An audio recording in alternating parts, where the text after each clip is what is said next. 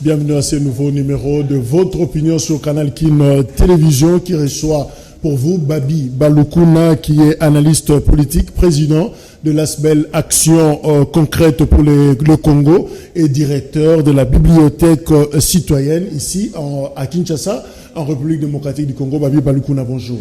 Bonjour, monsieur Jacques. Vous êtes l'auteur de la lettre ouverte adressée au président de la République de la RDC, Félix-Antoine Tshilombo Tshisekedi. De quoi s'agit-il? Il s'agit de parler de l'union sacrée, une idée géniale que le président a mis à la disposition de la nation. Il invite tout le monde à se rassembler autour de lui pour pouvoir sortir le pays de ses difficultés. Nous avons saisi l'occasion pour lui rappeler un peu une partie de notre histoire qui a fait en sorte que plusieurs personnalités se regroupent pendant certaines périodes pour résoudre des conflits, et ça perdure jusqu'aujourd'hui. Mais maintenant que le chef de l'État est de bonne foi, tel qu'il l'a exprimé dans ses adresses, nous nous sommes dit qu'il faut à ce moment lui donner quelques conseils de façon qu'il sache comment marcher cette fois-ci. Quels sont ces conseils? La première des choses qui a été évoquée dans notre lettre, c'est de demander au président de la République de faire travailler d'abord un secrétariat technique qui puisse concevoir en premier lieu un programme de gouvernement pour l'union en question. Vous estimez donc qu'il n'y a pas de programme dans l'union sacrée? Je n'estime pas qu'il n'y a pas de programme, mais je suppose qu'on a toujours fait la même chose depuis plusieurs années, c'est-à-dire lorsqu'il le faut réunir les forces représentatives de la nation, c'est comme ça qu'on les appelle, et là on retrouve des présidents des partis les plus représentatifs, mais ce mélange parfois sans vision commune à la base pose problème, parce que plus loin, lorsque les humeurs ne répondent plus à l'unité, à la cohésion avec les partenaires, nous l'avons vécu à plusieurs reprises. La dernière, c'est celle du FCC Cash. Tout a commencé en bonté en 2018. En janvier 2019, tout le monde se souviendra que c'était très beau. Nous tous, nous avons été à la prestation de serment. C'était une belle partie de notre histoire de voir un président sortant qui cède le flambeau au président entrant, et les deux familles politiques se mettent ensemble pour convoler un os. Malheureusement, aujourd'hui, nous voyons comment le palais du peuple avait été assiégé par les militants des part et d'autre, des deux bords, qui voulaient en finir et en découdre, et ce n'était pas des beaux spectacles. Donc aujourd'hui, nous voyons des grands leaders, notamment Jean-Pierre Bemba, que j'ai salué en passant, le président Moïse Katumbi, ces deux leaders qui ont répondu par deux fois à l'appel du chef de l'État, nous disons que ça semble intéressant, ça semble beau pour l'avenir, mais pour prévenir des conflits futurs, nous voulons que cette fois-ci le chef de l'État contourne son idée de beaucoup de solidité, entre autres un programme. Donc cette équipe doit se réunir autour d'un programme. Tout à fait. Que Jean-Pierre Bemba ou tous les autres, on a cité ici que le président Jean-Pierre et le président Moïse Katumbi, mais il n'y a pas que eux. La République, c'est tout le monde. Que tout celui qui serait intéressé par l'idée de l'union sacrée trouve auprès des porteurs de l'idée un fonds auquel il adhère. Et vous avez sollicité aussi, souhaité qu'il y ait également une charte d'engagement. Tout à fait. Avant même d'arriver à cette charte, parce que l'idée derrière, tout le monde a compris, c'est d'avoir un gouvernement d'union nationale. Ce gouvernement d'union nationale qui va être l'exécutant, disons, du programme de l'union, devra contenir ou comprendre des hommes qui répondent à des portraits robots, à des profils qui devront être peints par, disons, le secrétariat technique sous l'égide du chef de l'État, qu'on sache qu'à tel poste, nous avons besoin d'un homme qui correspond à tel critérium. À tel autre poste, nous avons besoin d'un technocrate. À celui-là, nous avons besoin de quelqu'un qui a de l'expérience. Voilà un peu comment nous pouvons arriver à finalement mettre en place une charte à laquelle les leaders ou les personnalités représentatives de la nation, comme les a appelés le chef de l'État, qui viendront adhèrent de façon solennelle. Parce que jusqu'ici, chers amis, tout ce que nous voyons, c'est comme si les choses se passent dans certaines chambres, que nous, toute la nation, nous ne savons pas où ça se passe, mais nous voyons tout simplement, nous entendons par les médias que tel a adhéré, tout simplement parce qu'on les a vus en photo avec tel proche du chef de l'État. Qui l'a contacté, comment ça se passe, ils se disent quoi? La nation ne sait pas. Mais demain, lorsque ça ne marchera pas, comme on en a l'habitude et je ne le souhaite pas, c'est des colibés, c'est des injures, des gauches à droite, c'est des camps qui ne se fréquentent plus. Et ce spectacle-là, on est fatigué de le voir des années durant. Cette fois-ci, on a préféré écrire un courrier ouvert au chef de l'État pour lui proposer la démarche à suivre. Prière, on l'en prie que ça soit pris en compte. Et vous soutenez l'idée d'un recyclage de la classe politique? Et effectivement, parce que c'est ce qui s'est dit à la Cité. Hein. Nous avons peut-être essayé de le mettre par écrit, mais tout le monde le dit. Ce sont les mêmes qui étaient dans l'autre camp, qui ont été diabolisés ou qui ont porté le visage des démons, mais qui reviennent aujourd'hui angélisés parce que il y a quelques besognes dont on a besoin, notamment le renforcement de la majorité parlementaire pour l'intérêt des projets du chef de l'État, ce qui est tout à fait aussi bien ou bénéfique, ce qui sera bénéfique pour le pays. Mais parmi ces gens, nous voyons des personnalités qui ont exercé le plus longtemps possible, soit à des fonctions parlementaires, soit à des fonctions de l'exécutif. Mais au jour d'aujourd'hui, sincèrement, c'est sans être méchant contre qui que ce soit, il y a des visages et des noms qu'on se poserait des questions, mais celui-ci va encore apporter quoi qu'il n'a pas encore apporté depuis tout le temps qu'il tourne dans la boîte, qu'il tourne dans les différents circuits. Il y a des gens super efficaces, hein? Oui, mais l'efficacité ici... Qui peuvent traverser les générations. Cher Jacques, ici le pays a besoin des propositions. Vous comprenez? Efficacité, oui. Mais le pays ne va se développer que des initiatives. Mais vous pouvez être efficace parce que vous avez la santé qui répond, mais l'efficacité dont on a besoin, c'est la productivité intellectuelle. Qu'est-ce que ces gens proposent? Vous savez, il y a des choses qu'on a entendues ici qui paraissaient comme des slogans, mais derrière qui amenaient beaucoup de contenu. Par exemple, on a eu l'idée d'une bancarisation des services de l'État. Mais c'était une très bonne idée. La paye, qu'elle passe par un circuit bancaire. C'était une très bonne idée. Mais elle a été portée, il fallait qu'elle soit proposée par des personnes. Voilà. Après, on a eu des propositions, pas mal de propositions, mais ces gens, parfois, aujourd'hui, ne savent plus produire parce qu'ils ont produit les meilleures idées qu'ils avaient. Nous, aujourd'hui, par exemple, nous disons qu'il faut faire en sorte que dans notre République, dans chaque commune de notre République, l'on puisse compter au moins une bibliothèque pour servir nos enfants. Mais est-ce que ces gens sont-ils devenus, j'allais dire, stériles en termes de productivité intellectuelle, ou simplement ils appartenaient à un système qui ne permettait peut-être pas l'éclosion de ces... Jacques, c'est tout simplement un problème de l'usure. Le constituant le dit. L'usure, c'est un problème de temps. Jacques Kalonji, aujourd'hui, qui a le vent en poupe, tout le monde le voit sur les petits écrans, mais dans 5 ans, dans 10 ans, dans 20 ans, Jacques aura produit tout ce qu'il pouvait produire, hein, des belles émissions.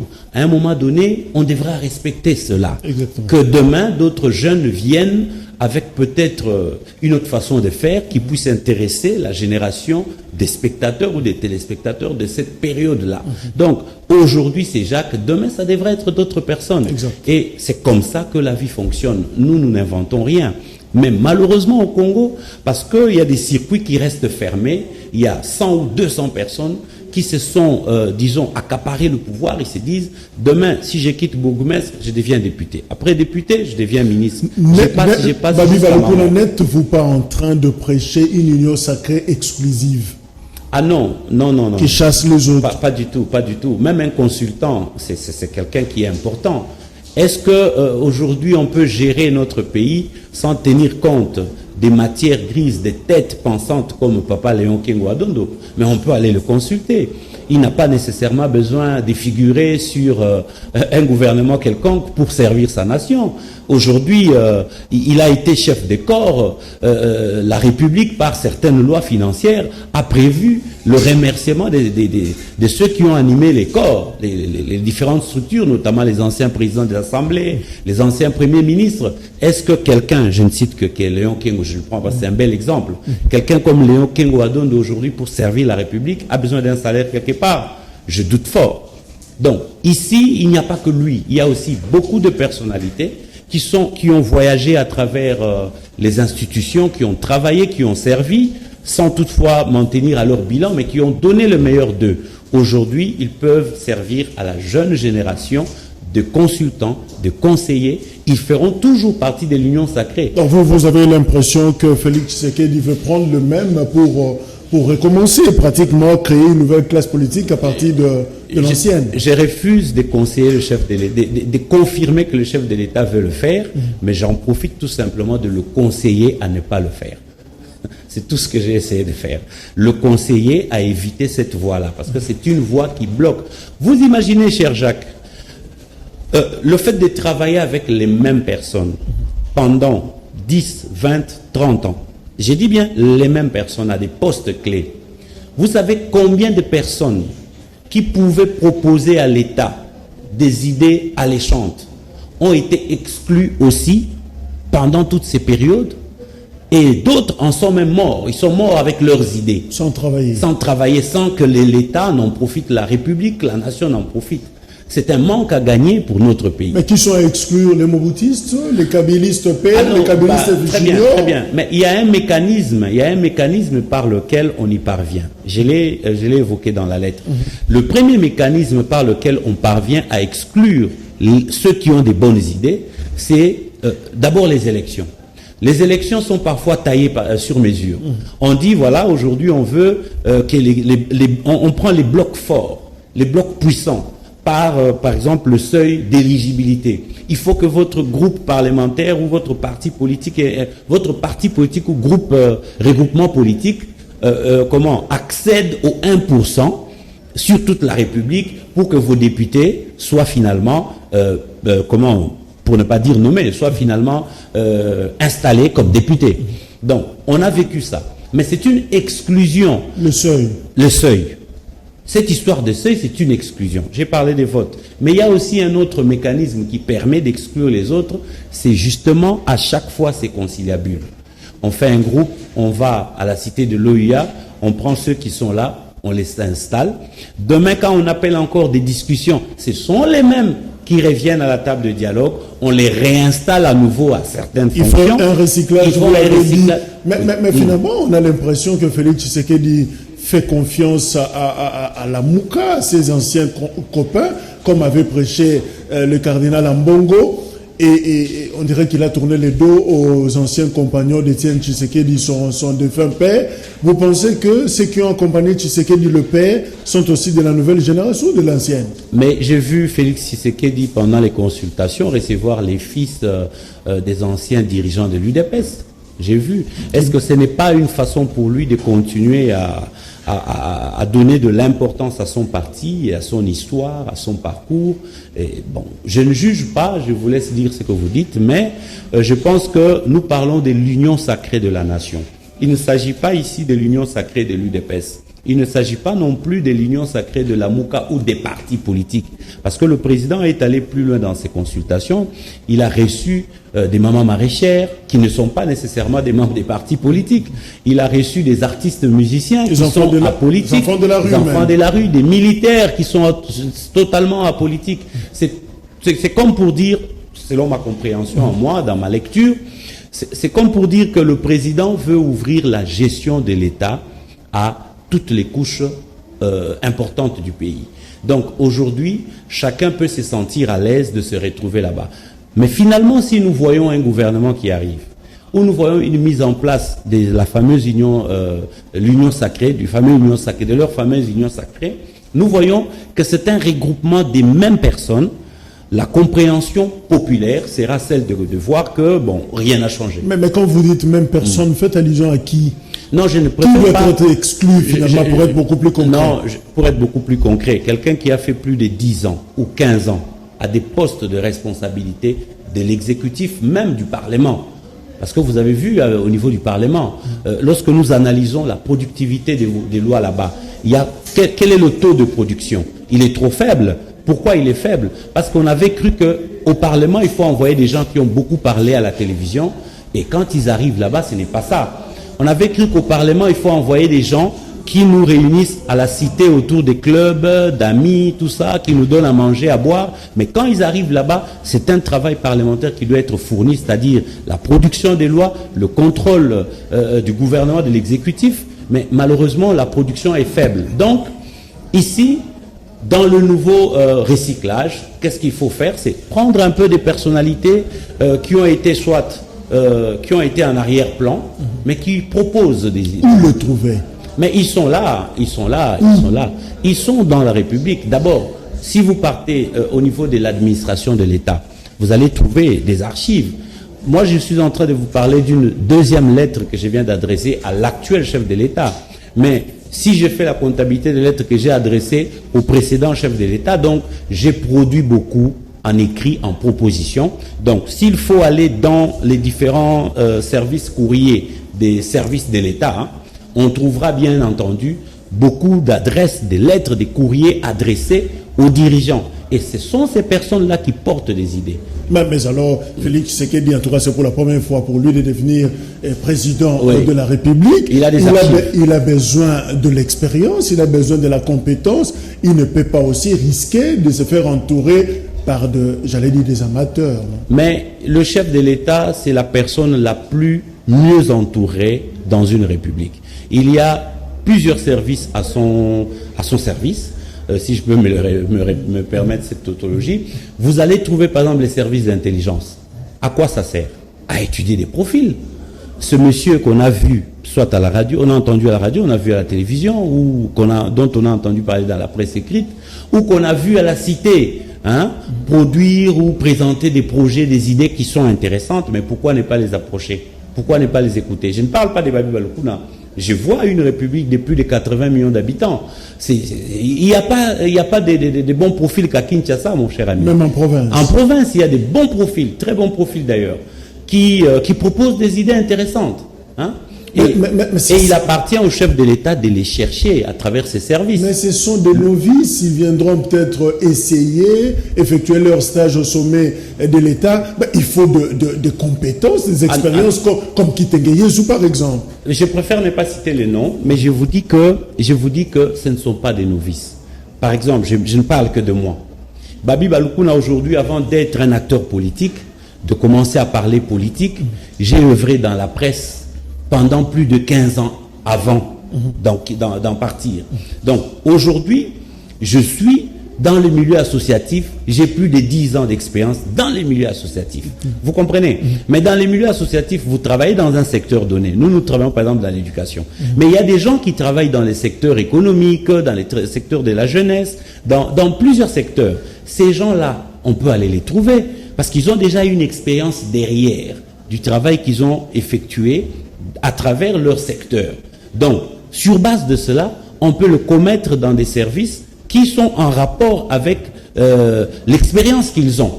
Et de cette manière-là, le président Macron l'a fait, cher ami. Ce n'est pas nouveau. Le président Macron en France l'a fait, il est arrivé.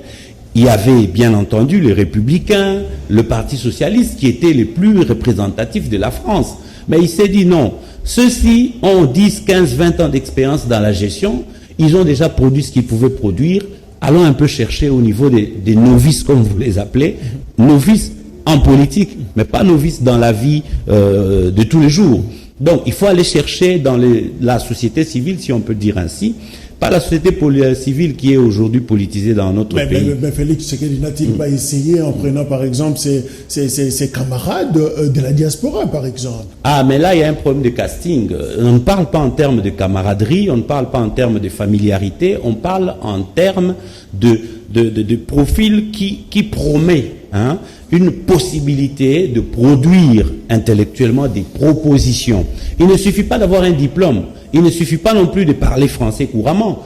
Il faut que ce soit un domaine de créativité, des personnalités qui œuvrent dans la proposition, dans la force de proposition des idées, des lois. Mais qui fera ce travail de casting, de sélection? Mais je vous dis que le chef de l'État est très bien entouré, cher ami. Vous n'allez pas croire. Il y a eu combien d'agences autour du chef de l'État qui ont été mises en place?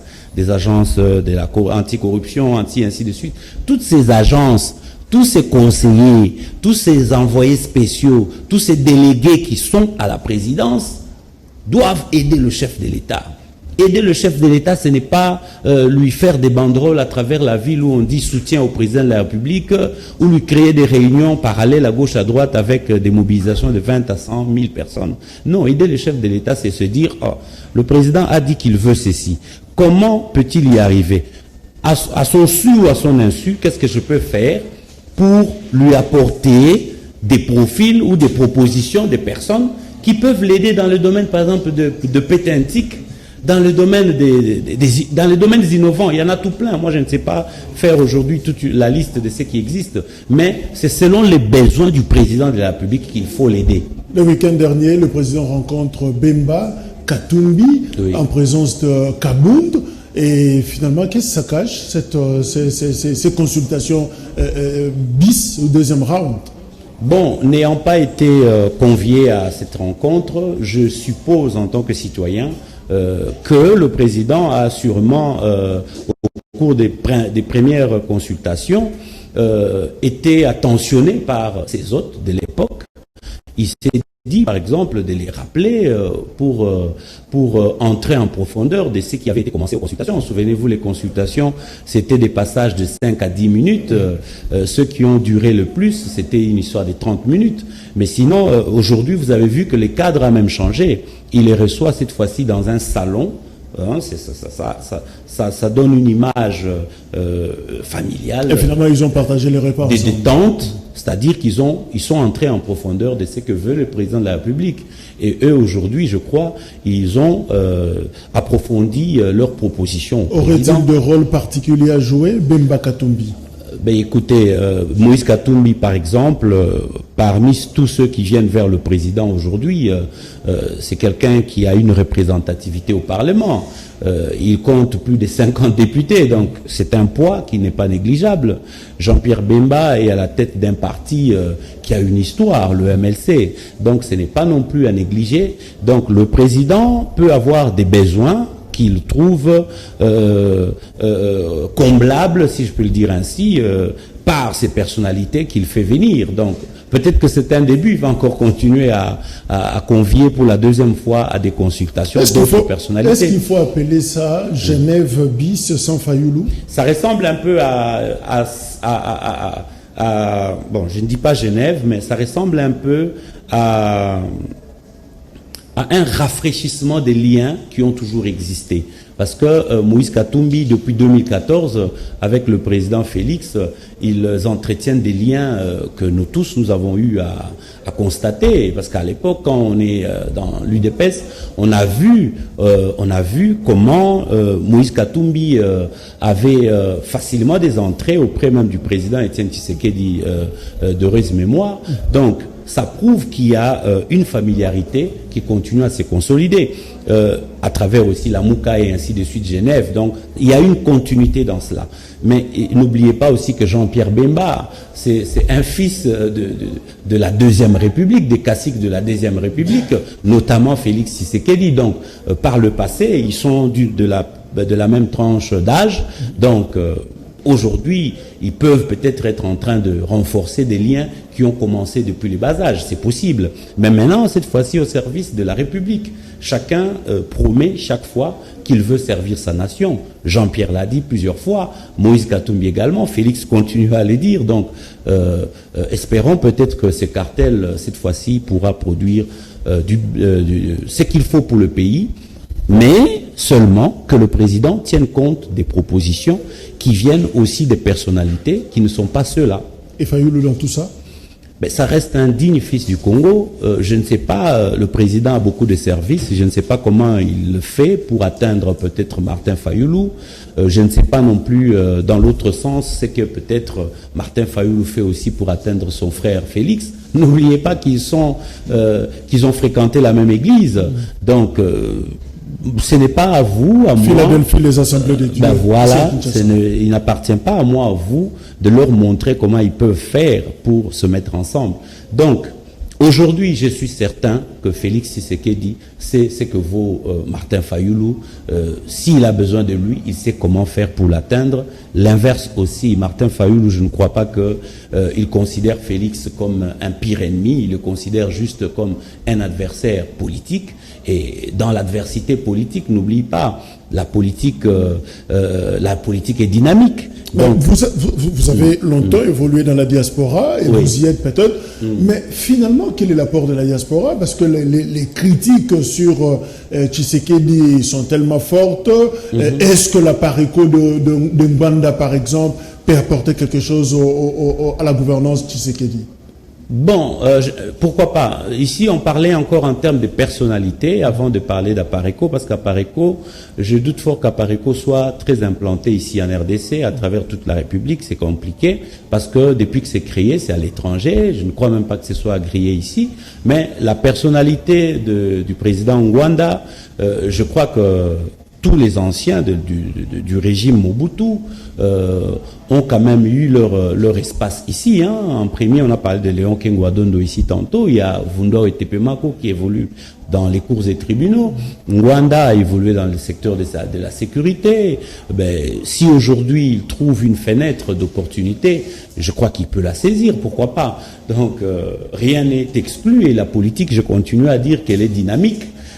Tant qu'on n'est pas dans les secrets des uns et des autres, on ne sait pas, on ne connaîtrait pas très bien les ambitions, surtout les ambitions cachées des uns et des autres. Et l'ex-président Joseph Kabila? Écoutez, ça reste un fils qui a été à la tête du pays.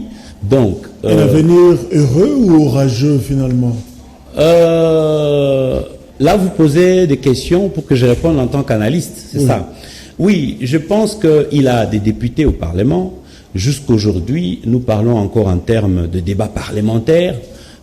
Il continue à avoir sa place dans les institutions parce que le Parlement reste une institution de la République.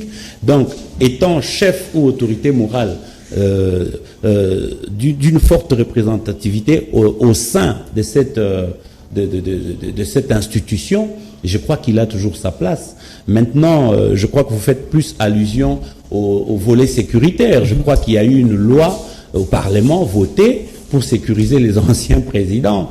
Évidemment, avec tous les débats d'actualité maintenant avec Maître Kabengele qui dit que Kabila ne serait pas concerné par cette loi, d'autant plus que la loi parle du nouveau président après sa promulgation. Donc Kabila n'est pas concerné, d'où il devra peut-être rembourser tout ce qu'il a perçu déjà en termes d'avantages comme ancien président.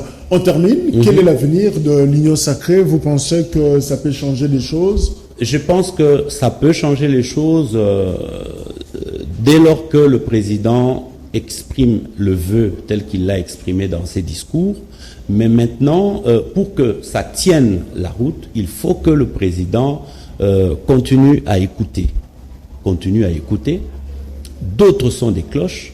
Il faut que le président tienne compte des propositions qui lui sont faites par des personnalités que lui n'a pas imaginé rencontrer, parce que ça reste, comme ça s'appelle, l'union sacrée de la nation. Babi Baloukuna, êtes-vous prêt à travailler avec Tshisekedi? Mais j'ai déjà travaillé avec lui. Maintenant, quand il n'était pas au pouvoir. Dans le cas de l'union sacrée, bien entendu. Bien sûr que ce n'est pas impossible. Vous êtes consultable. Mais pourquoi j'écris des courriers? Si j'écris des courriers, c'est-à-dire que j'exprime mon souci d'apporter un plus à la bonne marche du pays. Qu'on tienne compte de toi également. Mais écoutez, vous ne me faites pas faire un casting ici. ça reste une émission télé où je viens commenter sur ma contribution à la bonne marche du pays à travers cette lettre ouverte au chef de l'État. Donc, et puis servir le pays, cher Jacques, je dois vous le dire, servir le pays n'est pas seulement appartenir à un gouvernement, être membre dans un gouvernement. Même tel que j'ai écrit mon courrier, j'ai servi le pays. Avant les consultations, je n'ai pas été consulté. Avant les consultations, je me suis exprimé. J'ai envoyé des messages au chef de l'État à travers des médias. Merci. Il les a suivis ou pas, moi je ne sais pas. Mais j'ai vu que quelques éléments que j'avais évoqués avaient été tenus compte dans pendant les consultations. Donc c'est bon pour moi. Babi Balukuna, je vous remercie. Je vous remercie aussi. Je rappelle que vous êtes analyste politique, président de l'ASBEL Action Concrète pour le Congo et directeur de la bibliothèque citoyenne. Ça évolue très bien. Très bien, nous sommes en train de regretter la foire de Noël. On aurait pu l'organiser à la Fikine. Combien de livres déjà Ici, nous avons près de 50 000 livres déjà à Kinshasa. Et l'objectif, c'est d'entrer dans les provinces pour la rentrée scolaire qui viendra, 2021, que nous soyons au moins dans 5 provinces. On en parlera prochainement. Merci d'être venu. Merci à vous pour votre fidélité. Les programmes continuent sur Canal Kin Télévision. Au revoir.